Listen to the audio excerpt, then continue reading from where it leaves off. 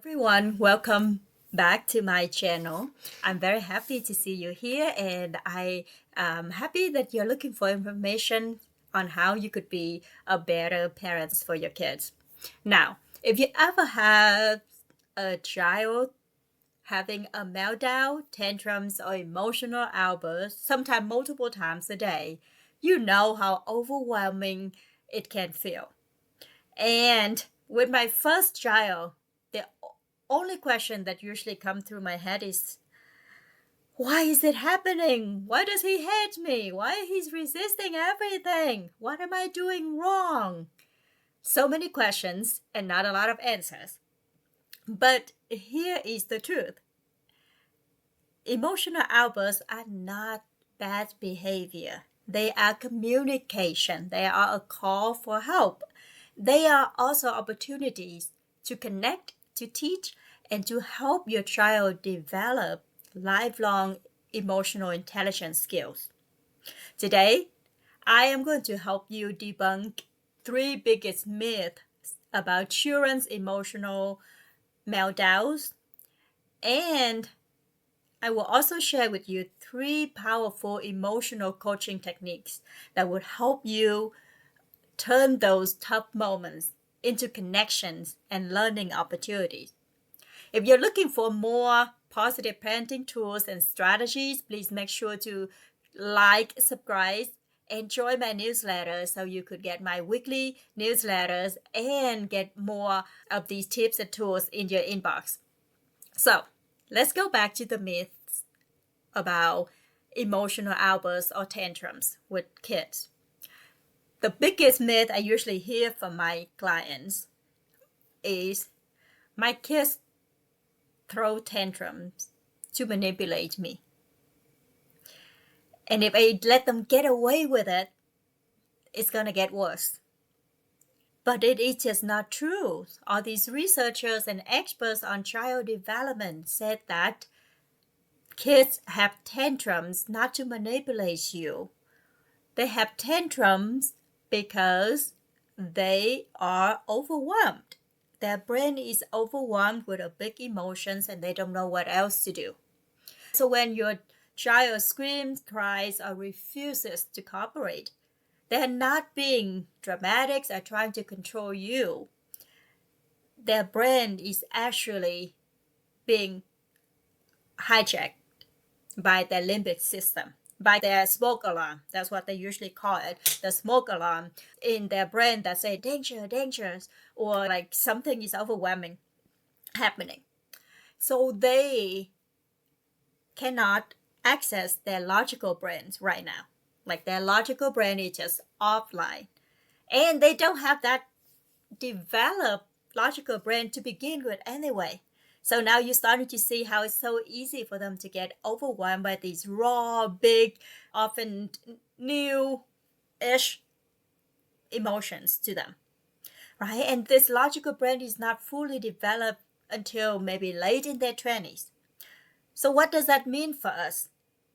When they are overwhelmed, they're not plotting against you. They're not like, oh my gosh, I'm going to make my parents' life miserable by throwing a tantrums.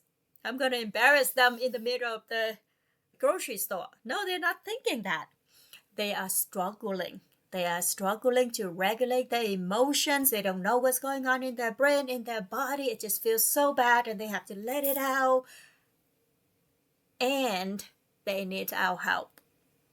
Imagine if you just have a really bad day at work and you come home and you saw your spouse and you see your spouse and you're like, oh my gosh, I'm so angry at my colleagues. And your spouse say, oh, just calm down. Oh, you're just manipulating me. How would you feel? So try to think about it that way because they're not trying to manipulate you. They just need support so that they could learn how to self-regulate. Right? So what we could do is first to shift our mindsets from my child is manipulating me to reframe it as my child is struggling and needs my help to calm down. Right? So myth number one, debunked. Second, it is the myth that ignoring the tantrum will make it stop, right? Many of us were taught that we should not pay attention to our kids when they're having an emotional outburst because that will reinforce the bad behavior or reward the bad behavior. But emotions like that don't just disappear. They get buried, right? If you just feel like you disconnect with them, you ignore them, it is a form of punishment. And this is scary for little kids. So they would try to bury their emotions, but it could turn into anxiety, aggressions, or low self-esteem in the long term, right? So ignoring a tantrum doesn't teach emotional regulations. What it might teach is that their feelings don't matter, or my parents cannot handle my feelings when I have big emotions. They will withdraw attentions and approval from me. So it could lead to kids being disconnected with their own inner life, in their own emotions, and disconnected from their parents. Instead of ignoring it, the thing to do when they have big emotion is to stay present and to try to co-regulate. And part of this could be to be quiet and giving them the space to calm down. But it's very different than giving them the silence treatment or disregarding them in that moment. A quick mindset shift for you is to instead of thinking, if I ignore them, they will learn to stop crying. Reframe it as, when I guide them through this, they will learn how to handle these big emotions in a healthier way in the future. And then the third myth that a lot of my clients would talk about when they are dealing with tantrum is kids should learn to self-soothe themselves. Yes, it is a goal. Usually it's, as a parent, our goal is for kids to grow up to be independent, just as successful, happy, self-sufficient adults. But they don't learn it by being ignored. They learn it through us, through experiencing what it feels like to be supported, right? It's by learning how to actually regulate their emotions. Self-soothing is a skill, it's a high-level skill. I have met many adults who don't have that skill yet. A lot of people go into coaching because they're having trouble soothing themselves when they have negative emotions, right? So it's not their fault that they don't have this skill yet. It is not something that kids just automatically know how to do. They learn it through connection, through guidance, through patience, directions. They don't learn it just by being ignored and left on their own, right? So they might learn other things like, okay, when I am upset, I'm just going to distract myself with the phone. Or when I'm upset, I'm just going to go hide and never talk about it. So they might learn the opposites of what we want them to learn. So just imagine the ability to self-soothe comes from co-regulation first. Children learn emotional regulations by experiencing. It's a felt sense in their body that will get encoded into their brain as their core belief. And they learn it by experiencing being soothed, being co-regulated by a caregiver first, which will help wire their brain to eventually do it alone, right? In a safe and constructive way. So just imagine if your kid is learning how to ride a bike. Could they learn by themselves? Maybe. But they might fall down a lot. They might hurt themselves badly. They might learn the wrong things. But what a lot of parents automatically knows how to do is to guide them, right? To give them tips, to cheer them on, to support them, to model to them how to do it safely, to give them a helmet so make sure if they fall, it's not dangerous.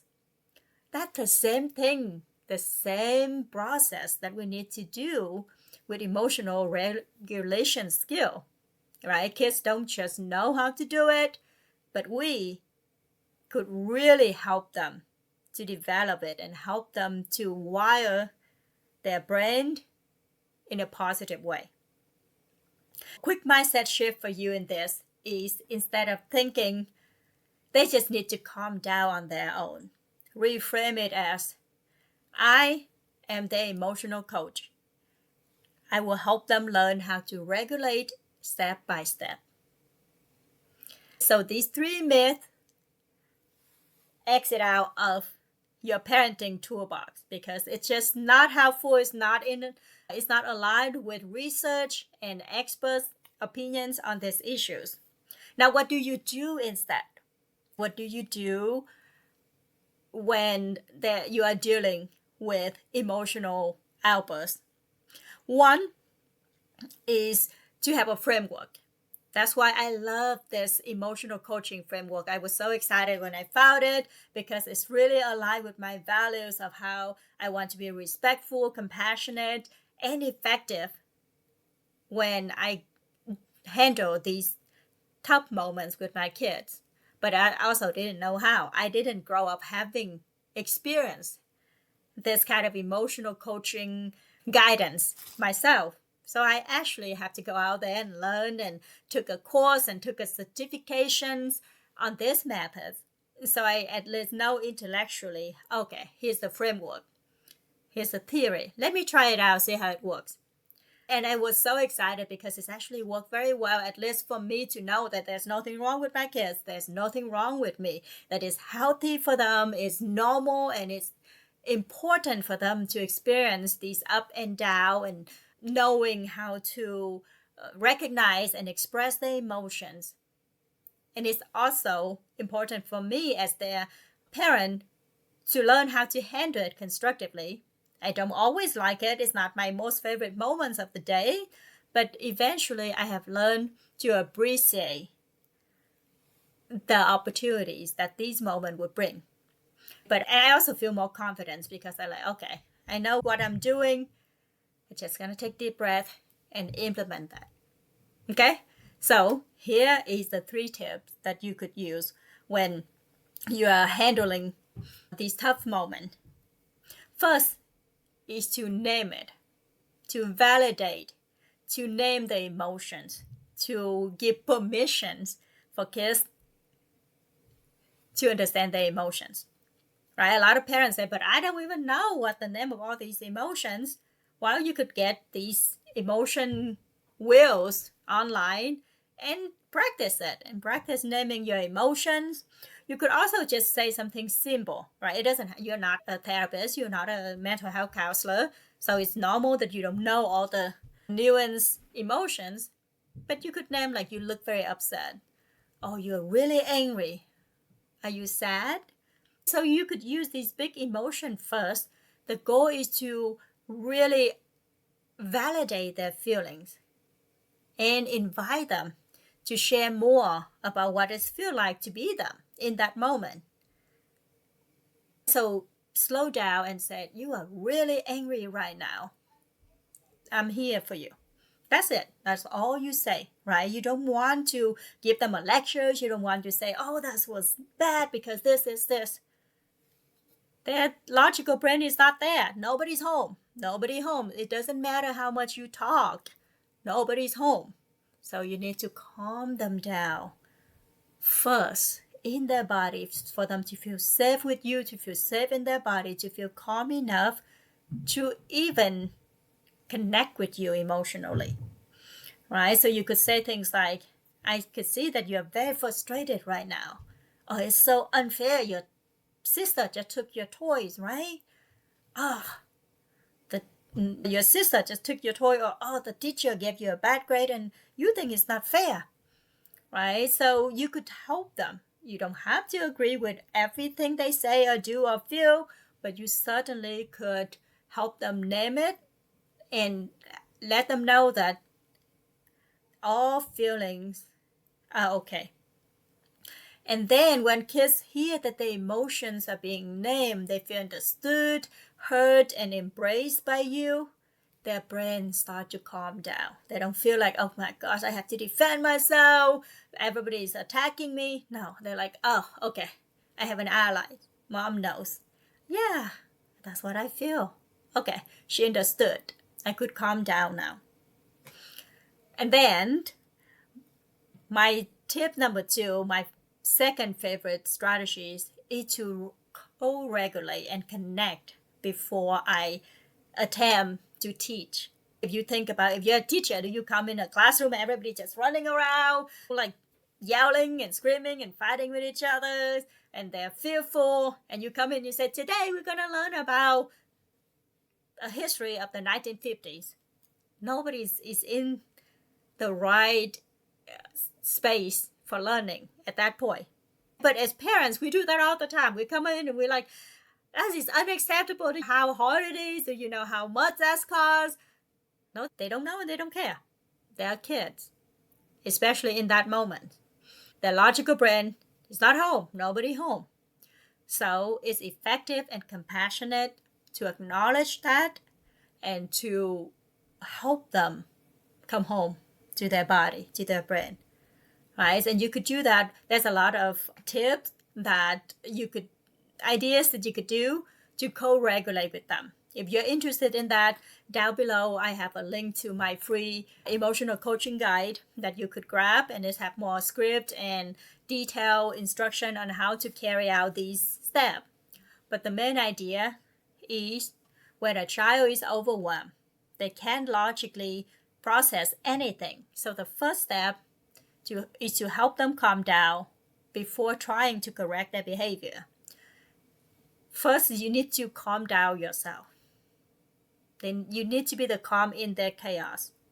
You don't want to escalate. You don't want to join their chaos and make the tornadoes even bigger and stronger, right? So whatever it is that you do, sometimes people say that you could doing deep breathing. That worked very well for me. But some other, my clients, they say drinking cold waters or just walking around the kitchen islands, whatever works for you, that accessible for you almost all the time, that you could go to calm yourself down, because your energies influences their energy and invites different energies from them.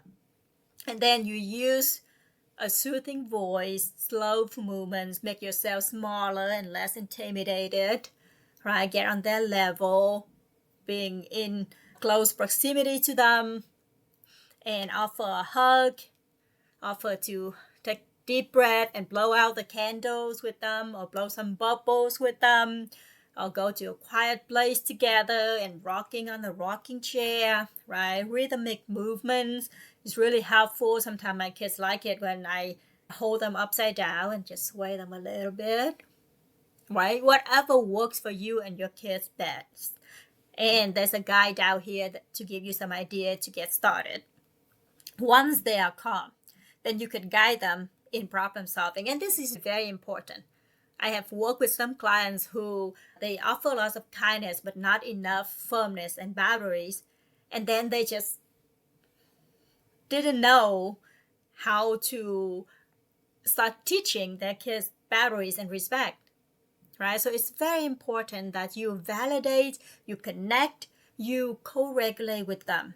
But you need to come back to problem solving and boundary setting when you both are calm and connected, right? But you cannot, please do not skip this step, okay? So you could teach problem solving skill, but only when their brains are already calm and they are in a place where they could learn from you, okay? Now, tip number 3 is that if you want to teach emotional regulation skill, the best time to teach these skills is when your kids are calm and connected to you, not during a meltdown. Nobody is as our best self during a meltdown, right? So I usually ask my clients, I will help you with what to do in this moment to get through it, but the real learning and teaching and connecting happen is in the 90 or 80% of the time when they're not having an emotional meltdown. Okay, so make sure that on a regular basis, you talk about these things. You use play, right? Role playing, reading books, arts and crafts, play, pretend, things like that to teach them this skill. Not during a meltdown, but just, oh yeah, I'm so upset. I lost the game. Should I throw my cards? And usually my kids will say, no, we don't do that. What do we do then? We take deep breath. We shake this bottle. We jump up and down. So you make it fun, but believe me, it's getting in their brain. Anything that's get repeated become wire in their brain. So that's why I said, yes, we need to get through these tough moments, but the best time to teach is when you are playing with them, when they're not having a meltdown. You could use emotional flashcards. There's a lot of it online that you could, what is this? I have emotional faces jars that I put in my house, and sometimes my kid could just stand in front of it and making these faces. They're like, so I'm like, I know he's learning. It's there. He sees it every day. He's learning. He's thinking about it. He's thinking about his inner life. So that's good. But that's how you start teaching them. You could role play different emotions, right? They ask me to play pretend with them all the time. So sometimes I turn those into teaching and playing opportunities. You could also create a calm down space and calm down toolbox for them. Like I usually always have bubbles, balloons, pens, the sensory bottles. I usually have them all around the house. Right? So when we need to, I say, oh, would you like to go do some art? Would you like to spin the wheel to see what we should do to calm down? Think about these things in advance and practice with them. Right? Just like we practice a fire drills. We don't practice it when there's a big fire. We practice it when there's no fires. And so you could talk about how it's done and what to do. It's the same thing with an emotional outburst, right? You need to plan in advance, early and often. When kids practice this skill in a fun way, then they are more likely to use them when they really need them. It's accessible to them, right? There's the power of consistent modeling and repetitions, really creating these neural pathways in their brain for them, for now and in the future. So we have talked about these 3 myths with emotional outbursts in our children, and I hope you learn that these myths are not true and you learn to shift your mindsets. And then we talked about the 3 quick strategies that you could use to be more like an emotional coaching parents to turn this opportunity into learning and connecting opportunities. If you want any more detailed instructions on how to do it, I have the link below to my emotional coaching guides here that you could have. You could also send me an email or leave a comment down below if you have any more questions. And obviously join my newsletter because I send out weekly newsletter with tips on parenting and different well-being topics. All right, everyone, thank you so much for visiting my channels and for coming here. I hope that this has been helpful for you. Until next time, remember, your child doesn't need perfection. They just need your patience, love, and guidance consistently. Bye.